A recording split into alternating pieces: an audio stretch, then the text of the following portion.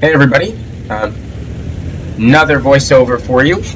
This time we have a platoon here and with interior premiums focusing on Shadow Warrior 10 from class. Now Shadow is platooning with iLegend and myself actually. I didn't realize that was the replay when he submitted it, but here's his replay and I'm in it. So Shadow and Legend are both looking to get shots across. I'm going to go into this bush here. Actually, I was complaining at the beginning of this. I don't know what I'm going to do here other than spot mid. So, couple of shots there as they go across. Shadow's going to get some great hits. They're on the WZ. And taking a punt at the AMBT. Unfortunately, a little bit of a low roll. The M41 Bulldog dies, which I was actually happy about, as counterproductive that is for the team as it is. That means that I get all the spotting. So iLegend and Shadow here, we're both shooting across. Now iLegend has decided that he's going to go down the one line and try and help out that Char and IS-3. Currently they have a bunch of lower health tanks coming over there, but it's still 5 tanks versus 3 over there. Now the 263 decides to join. And Shadow Warrior here is going to switch to the other side of the map. Now, I'm still camping in this bush because I don't know what else to do. And one might argue at the end that I sit in this bush too long, but I'll explain my thought process as we get over there. So Shadow is looking to get a shot across here at this T95. Unfortunately, you don't quite get shots there, which is a little annoying because it's a little bit misleading there. iLegend over there is now in the middle of a firefight with a KV-5 and an AMBT. Finishes off the KV-5. Great work there for the first kill of the game. Our team's down 1-2. Not a big deal. Game still starting. The big concern that we all have is what is brewing on the 6th line. We got a T-95 crossing the bridge. 2 T-95 actually. A T-10 and a Waffentrigger off Panzerfahr. And already that's going to be an issue. Now, the LT-432 crashes, I presume falling off the bridge. Great for us, I guess. Not so great for his team, who I'm sure are not very happy with that result. Now, we've got a TVP, the new Czech TD that just came out, holding that side with an ST-1. Now, these guys are barreling across the bridge. Now, this has just sandwiched everybody on the one line between the guys at Juliet 2 and this incoming push at Charlie 4. And this leaves Shadow kind of stranded behind this rock here. Now he's going to play this Progetto in a bit of a unconventional way. Great shot there with on the Waffentrigger, finishing off that one shot as he was trying to hide behind the T-95.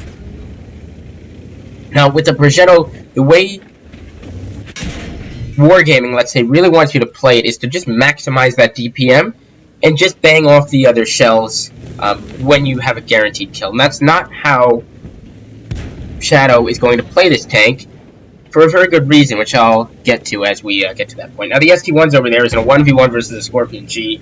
However, that Scorpion has E75 and the HWK-30 backup. Now, you can see I just charged across that field, and I'm going to insert footage when we get to that point, when that becomes relevant here. Now Shadow's going to dump off all 3, which is unusual. However, with a T-95 backed against a corner like that, you don't want to be poking out all the time, so I understand why he's doing it. Shadow cannot move from this spot, therefore dumping all of his shells and then just focusing on the reload is beneficial. If he were to try and poke out, shoot one, shoot one, shoot one, the T-95 just going to hit him for 750 repeatedly.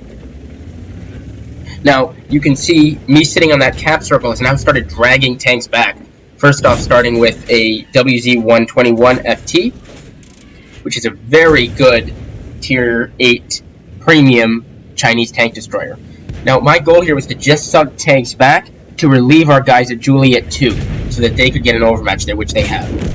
Shadow finishes off the T-95 over there. And right about here is where I will insert my replay, right after Shadow Warrior here finishes off this T-95. Great shot. As Shadow finishes off that T-95, we're now going to jump over to me here in the ELC. Now I've just gotten off a cap. I'm trying to lure those tanks back again to relieve the Juliet line of some of the pressure they have. And an unsuspecting Udez, who's a one-shot, has now started his way over to the cap circle, and here he is, and he's done. Now, at this point, I know I'm spotted, and they know where I am, so I'm going to make my way off of this cliff. Again, my mission over here is finished. I get stuck a little bit. I debate staying on that little ridge, but I decide that WZ or Brass could easily come left side. I'm going to make it off of here with little to, actually no damage. Now this WZ is going to attempt to follow me, and we're just going to take a look as he makes his way down the hill, and unfortunately, that Tier 8 Premium TD crashed, which is a free kill, didn't get credit for it, and now I'm going to rejoin Shadow Warrior and Legend over here on this high side.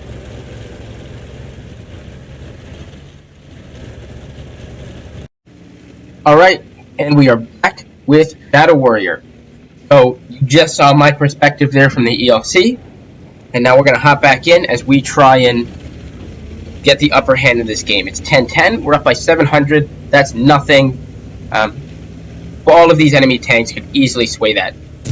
Great shot there, coming around, knowing that Scorpion's going to be one shot, immediately targeting him, using the auto aim, and finishing him off. Now he's going to start dumping 2 shells, doesn't dump the third, because he needs the DPM now. This is a 1v1. He does dump the third there. My apologies. Now I'm going to come screaming around in this ELC, trying to help him finish this Sturv off. I have an HE clip loaded because I expected to be shooting that Scorpion, and I'm going to dump all 3 shells into that Udez. iLegend's over there working on that E75, using that Scorpion as cover. Unfortunately, Shadow misses that shot, and I'm just going to start hugging the C75, which is a bit of a misplay. While I'm not only getting in the way of my allies, I'm also not even loaded. So why I was over there, I don't know. So I decide, you know what, I'm going to go down the 2 line and try and spot those other tanks and help that Conway out. And as I go around the corner, there's the Barask is right there. He puts 1 into me, 2 into me. I think I'm okay. And then there's the T10, and the T10 comes around and nails me. At this point, the Conway realizes that there's only 2 vehicles left, and they're both over here. So this guy starts flying across. The Conway is not that quick, and he has a decent chunk of our hit point advantage here. The T-34 is a one-shot for the T-10, and possibly a one-shot for the Rask if he high rolls a little bit. So Shadow Warrior is going to work here to just kind of keep this T-10 at bay, while Legend on the bottom holds that corner. Rask dumps 2 in. Unfortunately, it's not enough to kill Shadow. And now that Tier 8 Premium French Medium is on reload. The Conway has now made it to the opposite side of the ridge. He's still coming. However, Shadow's team has now pushed the lead up to 2,500. You can see there in chat the Conway shouts that he's coming. I assumed he's shouting. He's not in all caps. And Shadow and Legend now decide that they're just going to go finish off this Tier 10. Shadow dumps over, gets 1 shot in there, gets shot by the T10. But Legend is going to finish him off. So, there we go. That is a fantastic use of teamwork by Shadow's team. And that Conway, great communication, manages to finish off the Barask. I got a Tier 8 Premium Tank Destroyer to lose all of his health, as well as killing the Udez, pulling tanks back. Legend got a great kill there early on the KV-5, and finishing off that final T10 for the win. So, that's all for this replay. Hope it was enjoyable, and I'll see you guys in the next one.